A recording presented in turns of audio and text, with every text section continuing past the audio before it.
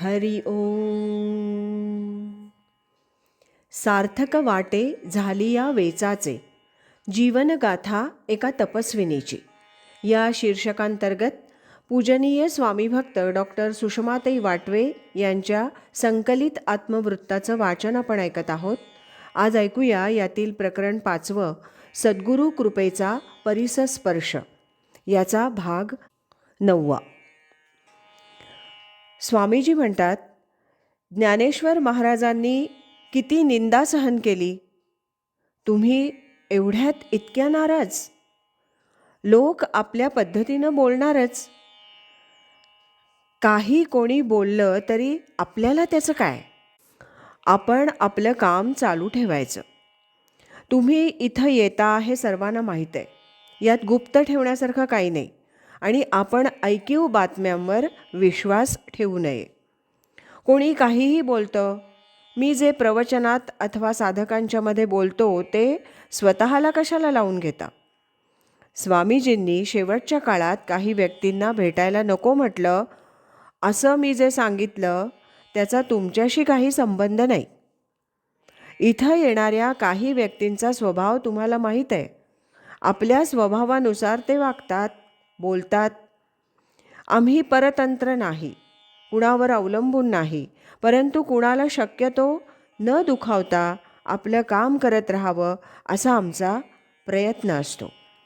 सध्या मी आजारी म्हणून दुकानात येऊ शकत नाही, पण तुम्ही नेहमीप्रमाणे सकाळ संध्याकाळ इथं यायचं.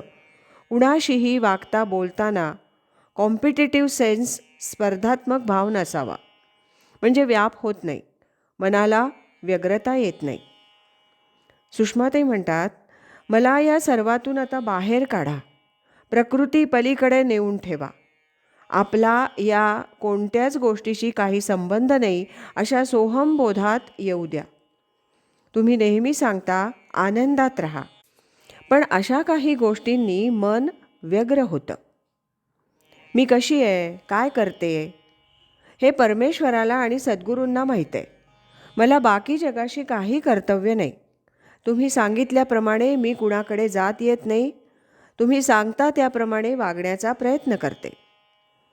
स्वामीजी म्हणतात, बस मग तेवढंच करायचं, बाकी काही नको. मस्त आपल्या आनंदात राहायचं. स्वामीजी पुढे म्हणतात, आपण हळूहळू स्वयमेव परमात्मा व्हायचं आहे. प्रथम आपण सामान्य मनुष्य असतो, नंतर सज्जन मनुष्य होतो, मग संत बनतो, शेवटी परमात्मरूपच होऊन राहतो. जसं दगडाची एक एक कपची काढत त्यातून मुरलीधराची मूर्ती बनवावी, तसं हे होतं. आपले अवगुण झडत झडत त्यातून मूर्ती बनते. मग 50-60व्या वर्षी लोक म्हणतात, हा देव झाला, नाहीतर म्हणतात हा राक्षस झाला. सर्वांना दगड सारखेच दिलेले आहेत आणि ध्यान नामाची छिन्नी हातोडा दिलेला आहे. मग त्या साधनांनी इच्छा असेल त्याची मूर्ती घडवावी. पण हजारो मंडळींना मूर्ती घडवण्याची इच्छाच नसते. लोकांना फक्त उद्याची काळजी, आपल्या पोटाची काळजी. हजारो लोकात एखाद्यालाच लोकांनी आपल्याला सज्जन म्हणावं असं वाटतं. हजारो सज्जनात एखाद्यालाच वाटतं की आपण संत व्हावं. प्रत्यक्षात असं दिसतं की धड मनुष्य होता येत नाही, मग संत कुठून होणार. देव पहावया गेलो, तेथे देवची होऊन ठेलो, तुका म्हणे धन्य झालो, आजी विठ्ठला भेटलो. देव पाहायला निघाला की तो देवच होऊन जातो. आपण स्वयमेव देव होणं हेच देवाचं दर्शन. मी तुम्हाला भेटलो तसा देव भेटणार नाही. आपण देवासारखंच सच्चिदानंद रूप होणं. प्रथम तसं म्हणणं, मग करणं, शेवटी तसं होणं. पण ते किती अवघड आहे. याविषयी समर्थ म्हणतात, मूर्ती घडवण्यासाठी कपची काढली तर पुन्हा ती चिकटत नाही. पण मनुष्याचे अवगुण काढले तरी ते पुन्हा चिकटतात. साधना करून जर अवगुण गेले नाहीत तर ती साधना बरोबर होत नाही असं समजावं. स्वामीजी म्हणतात, आपल्याला अजून खूप काम करायचं आहे या परमार्थ क्षेत्रात. त्यासाठी मला बरेच दिवस राहिलं पाहिजे. स्वामी स्वरूपानंदांनी कसं केलं पहा. 1961 सालीच त्यांच्या लक्षात आलं की यापुढे आपली प्रकृती जास्त काम देणार नाही. त्याबरोबर त्यांनी चालणं फिरणं बंद केलं आणि ते खोलीत एकांतात राहू लागले. पुढे लोकांना भेटणं मर्यादित केलं आणि आपला देह सांभाळत राहिले ते माझी गाठ पडेपर्यंत. कारण ही जबाबदारी सांभाळणारी कोणी व्यक्ती समोर येत नव्हती.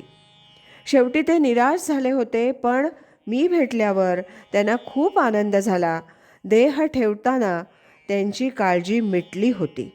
कारण संप्रदायाची जबाबदारी कोणावर टाकायची हा प्रश्न होता ना. तसा माझ्यापुढेही प्रश्न आहे. तुम्हा दोघींवर माझा फार भरवसा आहे परमार्थ प्रसार करण्याच्या दृष्टीनं. सुषमाताई म्हणतात, तो एक साधक तयार होईल असं वाटलं होतं ना? स्वामीजी म्हणाले, नाही, मला नव्हतं वाटलं. कारण त्याची प्रकृती वेगळी आहे. त्याला हे विश्व, हा संसार नकोच असं वाटतं. आज इथेच थांबूया. यानंतरचा 10वा भाग आपण उद्या ऐकूया. अखंड करी सोहम ध्यान, कृतार्थ जीवन होय त्याचे. हरि ओम तत्सत.